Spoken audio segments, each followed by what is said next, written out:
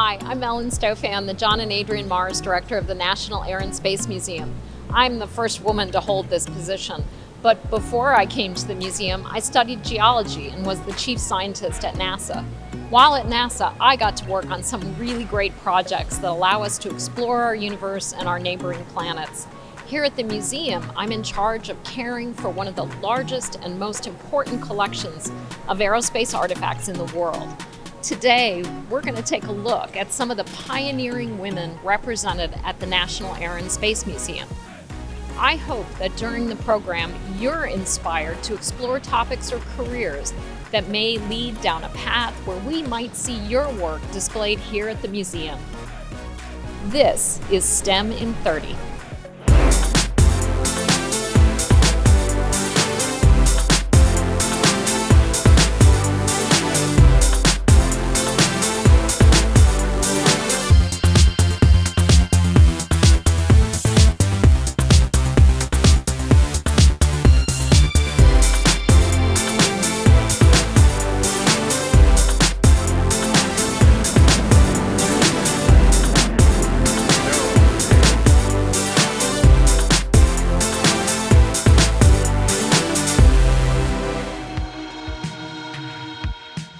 Hi, I'm Marty. And I'm Beth, and today we are joined by the first private female space explorer, Anousheh Ansari. Anousheh, thank you so much for being here today. Thank you. It's wonderful to be with you today. Anousheh, how did you become interested in space travel?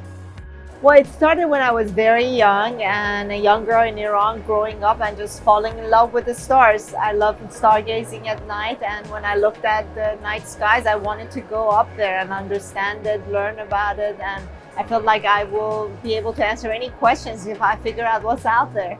Tell us a little bit about your time on the International Space Station and what were your responsibilities up there? I had an incredible time on Space Station, and I was part of 4 experiments that European Space Agency was running. 2 of them had to do with the physiological changes in the body. As you know, when astronauts are in space, our bodies change. And I was measuring different parts of my body to see how the measurement changes over time, how the fluid changes in my body. I grew 2 inches taller, of course, but I lost that when I came back. And also about bacterial life form on board space station and radiation on board space station. You got an opportunity to tell your story from space. Why was that so important? I'm not a professional astronaut, but a civilian who was always interested in space. And even though I'm a geek and I love watching the NASA TV channel, I thought if there's a better way of communicating the experience of an individual on board space station, there will be more and more people interested and involved with the space program. So I wanted to connect with students, especially from up there, and tell them how it feels and what I'm seeing, what I'm doing, and this way connect them with this experience with me. Now, this museum is filled with stories of pioneering women, including you. Let's learn a little bit more about some of these trailblazing women. When we think of female aviators, Amelia Earhart is usually the first to come to mind. She took her first flight in 1920 and declared, "As soon as we left the ground, I knew I, myself, had to fly." She made her first solo flight in 1921 and set many records in her Lockheed Vega. She became the president of the 99s, a group of 99 female pilots who supported one another. And she continued to be an advocate for women in engineering and aeronautical fields throughout her lifetime. On her infamous final flight across the Pacific, she and her navigator disappeared en route to Holland Island. She remains a symbol to women everywhere that they can do anything they set their minds to. Ruth Law was a very successful and colorful early female aviator. At the beginning of her career, she became the first woman to fly at night, and in 1916 set 3 records on a flight from Chicago to New York. In 1917, she earned as much as $9,000 a week for exhibition flights, which in 2019 is roughly $190,000. During World War I, she became the first woman to wear a military uniform, but was denied permission to fly in combat. Instead, she dropped leaflets promoting military bonds from her plane. Ruth's husband, who could no longer bear her hazardous career, simply put an end to it in 1922. Ruth learned of her retirement by reading about it in the newspaper. On June 15, 1921, Bessie Coleman received the first pilot's license issued to an African American, male or female, from the Fédération Aéronautique Internationale. At the time, this was no easy feat given her race and gender. In 1921, she began doing air shows in Chicago and would only perform for non-segregated crowds. Ultimately, she wanted to open her own flying school for African Americans and came close to fulfilling this goal before her untimely death during a practice flight. Anne-Mara Lindbergh was an accomplished navigator and aviator. She was the first woman in the U.S. to earn a glider's license.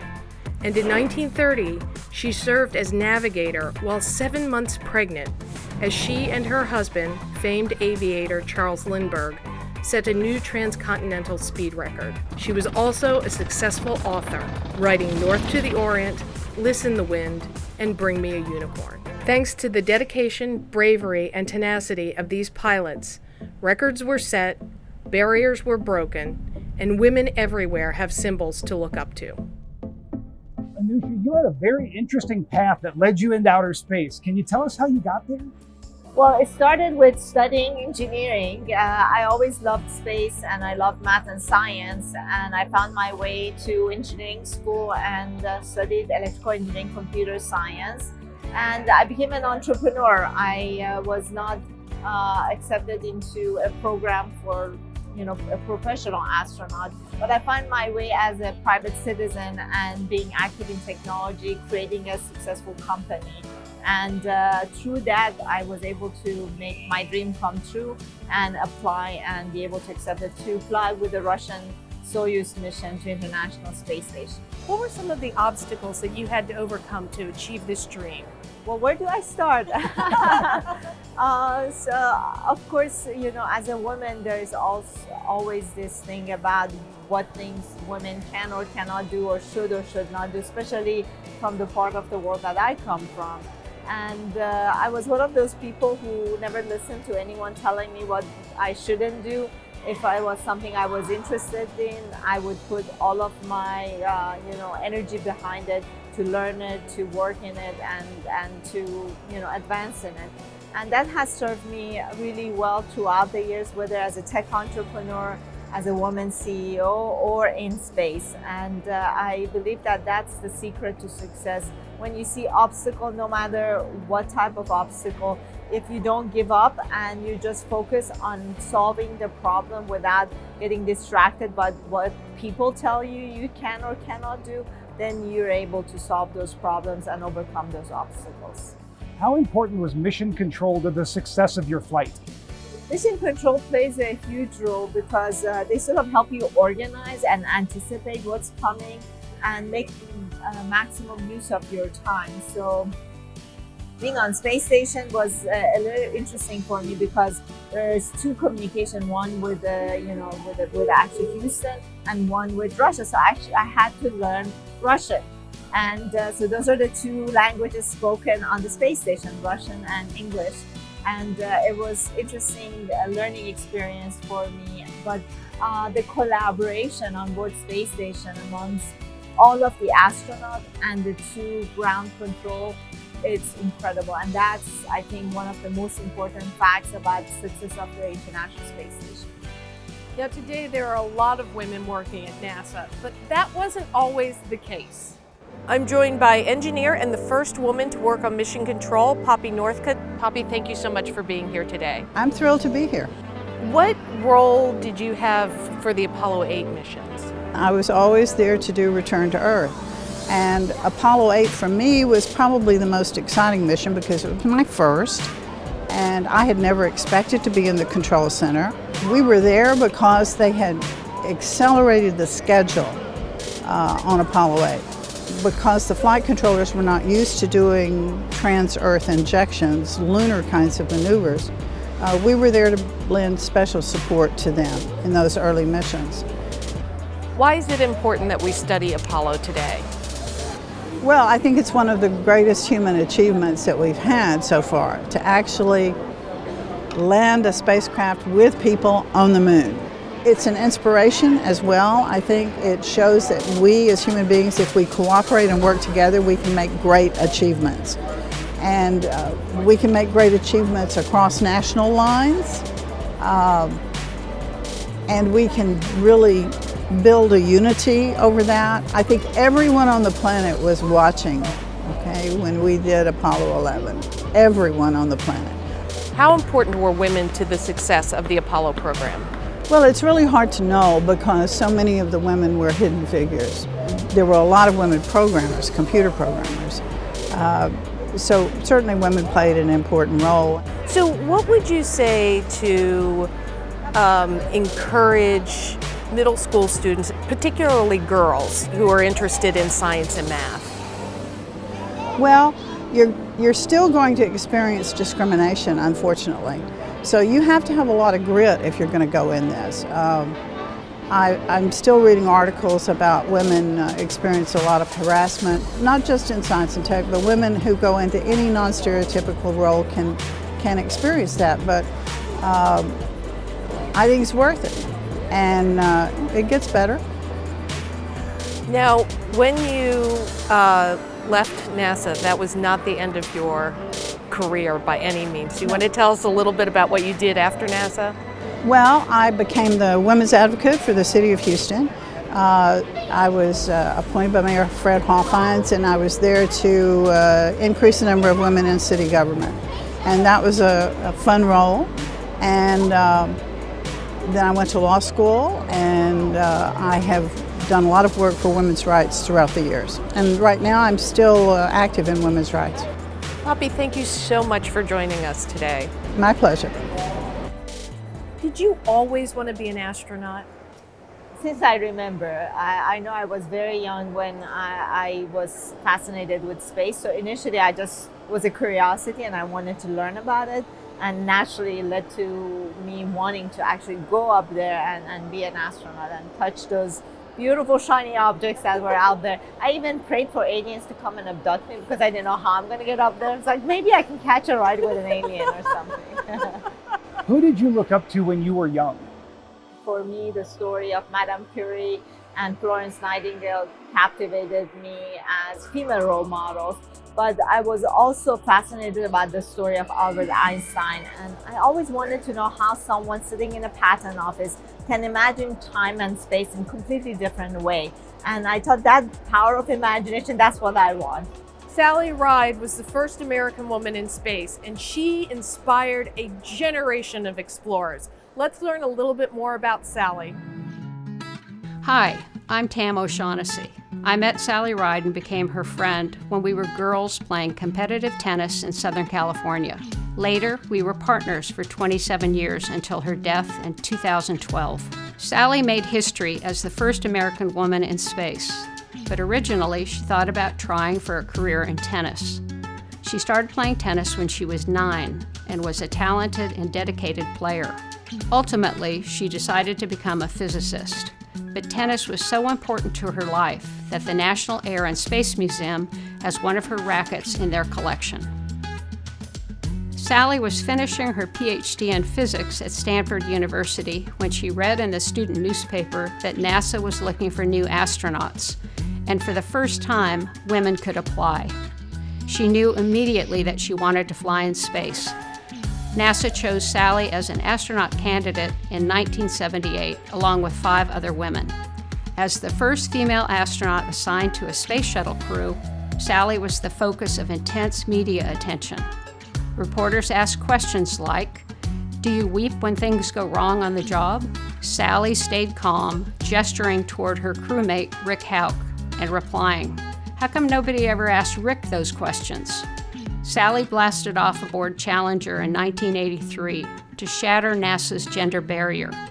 She flew on Challenger again in 1984 and was training for a third mission in 1986 when Challenger exploded soon after liftoff, killing all 7 crew members. Sally was heartbroken. Still, Sally served on the presidential committee that investigated the tragedy and also on the commission that looked into the 2003 Shuttle Columbia disaster. After leaving NASA, Sally became a physics professor at the University of California, San Diego. Together, she and I wrote 6 books about science for young readers. During this time, we were growing more and more concerned about the lack of women in science and engineering careers. We realized that girls need role models if they are going to succeed in these fields. Sally liked to say, "You can't be what you can't see." In 2001, Sally and I joined with 3 friends to start a company called Sally Ride Science. We created programs to inspire girls and boys of all backgrounds in science, technology, engineering, and math. Today, Sally Ride Science is a thriving part of the University of California, San Diego, which carries on its mission. The year after Sally died, I was proud to accept the Presidential Medal of Freedom, the nation's highest civilian honor, from President Obama on her behalf. More than just an astronaut, Sally was an inspiration to generations of young women and a champion of excellent science education for all students. Anousheh, you rode a Soyuz like this one. What's that ride like? Oh, well, it's an incredible journey, but it's not a very comfortable one. There's 3 of us in the Soyuz usually, and it's a very cramped space, and we sit tightly together for a long period of time at the beginning, and at the end we're just in our seats not moving, and you're in a very difficult position. But nevertheless, it has been sort of the workhorse of space program. It's the escape vehicle for the space station, so it's a very reliable vehicle for anyone. Were you ever scared riding in this? I wasn't scared so much. This was like my dream come true. I have been waiting for it, training for it, so I was ready. But there were moments in time that I was, what's happening? Like when we were coming back down, actually during the descent, going through the atmosphere, it was like we were on fire. I could see this orange plasma outside of the window. So I'm thinking to myself, what's happening? Are we just disintegrating? And I asked my crewmates, and they're like, no, don't worry. This is just, the heat shield is burning in the atmosphere as we're coming down, descending very fast, and everything is fine. It got very hot inside the capsule. I was wearing a spacesuit, so it got even hotter inside the spacesuit. But everything was fine, and so I was lucky to have the experience. How did you handle the incredible G-forces? You train for the G-forces before going on the trip. So you have the centrifuge training, and we started out at 4 Gs, went up to 8 Gs, and you learn techniques to overcome G-forces, how to breathe, how to force the air with your abdominal muscle. And those things always help. But the good thing is that the high G-forces don't last that long. So as long as you just, power through it, then you're good. It's not just space explorers that feel G-forces. Pilots also feel them. Like the pilots of the United States Air Force Thunderbirds.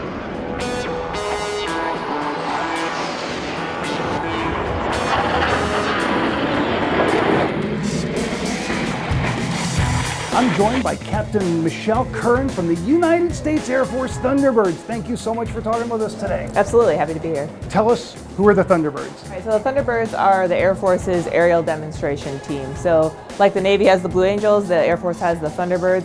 So we travel all over the country for about 9 months a year, and pretty much every weekend we're putting 6 jets up in the air for 2 different shows and showing you precise, close flying, high speed, high G maneuvers, really just show the precision that our team can achieve when we all come together and to represent all the 600,000 people that are in the Air Force.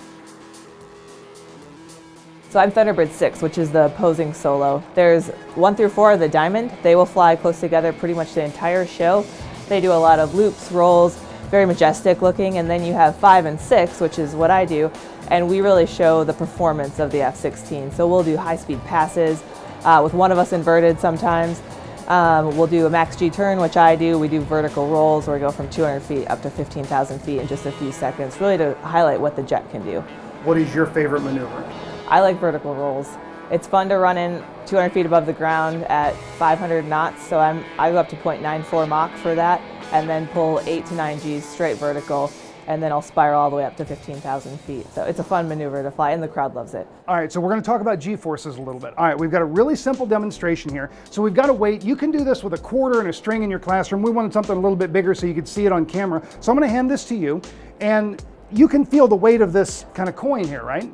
Correct. All right, so spin it around your head. Myself in the head. All right, does it feel like that coin's getting a little bit heavier? It's definitely getting heavier the faster I spin it. All right, so tell me, how does this relate to flying an airplane? So when it's hanging here at 1 G, it's like us standing here, and G is gravity, right? So for simple math, we'll say that it weighs 1 ounce when it's hanging here. The faster it goes, the more it accelerates, the more G's that it pulls. So when I'm flying, if I'm going fast and then all of a sudden I roll up and pull, whether that's this way or if that's straight up, like vertical rolls like I mentioned, depending on the acceleration, that's going to multiply those G's. So in my jet, I go up to 9 G's. If I weighed 100 pounds, which I don't, but from simple math, if I weigh 100 pounds standing here, it's 900 pounds of force on my body when we go uphill or around in a circle at 9 G's. That is incredible. And teachers, this is a real simple lesson you can do in your class. A lot of math extensions that you can do with it. We hope that you give it a whirl in your classroom. And if you get a chance to check out the Thunderbirds, go see them. They are amazing. Thanks so much for talking with us. Absolutely. Tell us about Spaceship One. So I'm so proud that my family and I played a role in making Spaceship One happen. So when we launched the Ansari X Prize, we were trying to do something that happened many years ago through the Ortiz Prize. It was a $25,000 prize that inspired Charles Lindbergh to fly Spirit of St. Louis and win that $25,000 prize. So we put up $10 million to instigate a change and innovation around space flight, and Spaceship One was the winner of that competition. So I'm so happy to see that Spaceship One now has gone from just a model hanging in Smithsonian Air and Space Museum to have been built into a business. So now you have Virgin Galactic is going to fly passengers on board Spaceship Two and have them experience space. So I am delighted that not only there was a solution, but something that makes space closer and more connected with everyone around the world. What do you feel when you walk through the doors of the National Air and Space Museum? Oh my God, I'm like a kid in a candy store. I want to run around and see everything, touch everything. But more importantly, I go and look at Spaceship One hanging just next to the Spirit of St. Louis there, and I'm like, had something to do with that, and it makes me feel really, really proud and happy.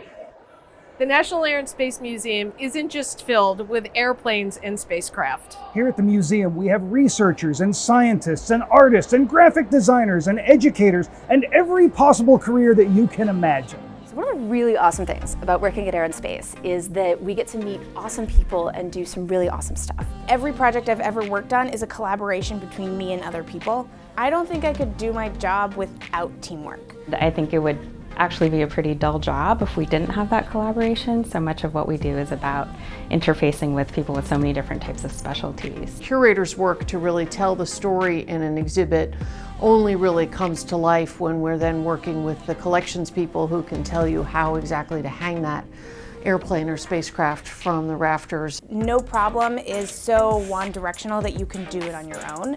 And if you're doing it all on your own, I think you're missing something because of all the expertise that other people have. Effective communication is really a key part of any job. Particularly with a production like STEM in 30. We have to be able to communicate with each other, we have to be able to communicate with our guests. Being able to listen to other people's ideas and help them sort of shepherd them into something like a larger vision. You can do whatever it is that you put your mind to, and I think there are some incredible examples. My first hero was Sally Ride. When I was really little, I had an astronaut suit that had the patch for her mission, and I just loved space, and I loved how excited Sally was about explaining the science and explaining what it's like to go to space. Knowing that somebody like Krista McAuliffe could achieve these dreams and these goals for herself was something that was really ingrained into sort of the public consciousness, and I think something that really affected me, and I think is a really great example of this whole notion of if you can see it, then you can dream it and you can believe it. Individuals like Katherine Johnson, who just prove like you can, if you follow your dreams and really push sort of for a vision that maybe not everyone understands at the time. You have a place and you belong there, and that your sort of passions will contribute to something larger. It's just like Bessie Coleman said, there's no boundaries in the sky. You can go as high, far, and wide as you want. There's no fences there are no barriers. The sky is open for everyone, and that's what I want to tell the kids even now today. You have no limitation at all in what you want to do. Just keep going, just like Bessie. Everything in this museum, every spacecraft, every invention, every airplane was thought impossible. And it was over the horizon of possibility until somebody did it. There are all these magnificent artifacts of these people who have done these amazing things. This is a place of vision and dreams and possibilities. The sky literally is the limit. Anusha, we are joined by some of our middle school friends here. Hi, thank you for joining us. Anusha, you have a degree in electrical engineering, so we thought we might build some robots. Are you game? I am game. Let's do it. Okay, we are building bristle bots. So first, everyone take your bristles. We cut the head off of a toothbrush. And then we have these little motors. And everyone take a little piece of double-sided sticky tape. Get this. Put the double-sided tape where the tail end is. This is your motor. Now, Anusha, we have a blue wire and a red wire. As an electrical engineer, can you tell us what those are for? Well, usually the red wire is power and the blue wire is ground, or positive and negative. And what we need is a battery to get us some power. So once you get your wire stuck on there, you're going to get more double-sided tape. And then we've got a battery.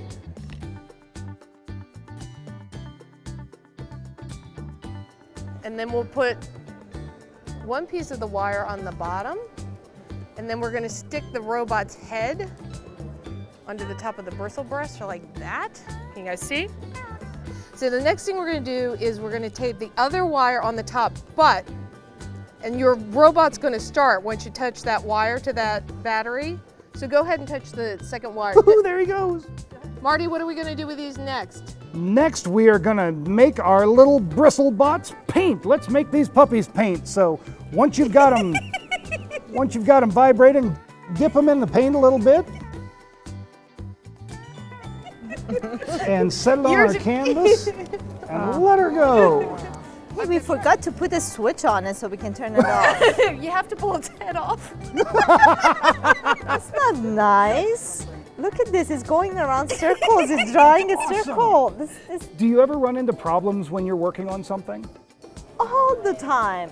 Nothing works the first time. You always have to be prepared for redesign and redoing and rebuilding. There you go. And how would you redesign our bristle pots here? Oh, there's so much room for improvement here, I have to tell you. Well, today we've learned about some of the incredible women in aerospace. But there are more on the way. Could the next one be you? Hi, I'm Dottie Metcalf-Littenberger. I'm a former high school teacher, a retired astronaut, and a geologist.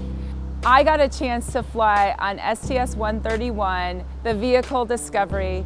We brought up equipment and supplies to the space station so that we could continue doing good science on the International Space Station. But now we're looking at going on to Mars. You could be one of the people that takes us on to Mars. You could be setting foot in the future on Mars. And if that's not your cup of tea, you could be one of the people that's launching, preparing, designing the aircraft that gets us to Mars. But no matter what, I challenge you to always keep exploring. We've had a lot of fun today, but unfortunately we are out of time. Be sure to tune in next month. Thanks for watching. This is awesome. You did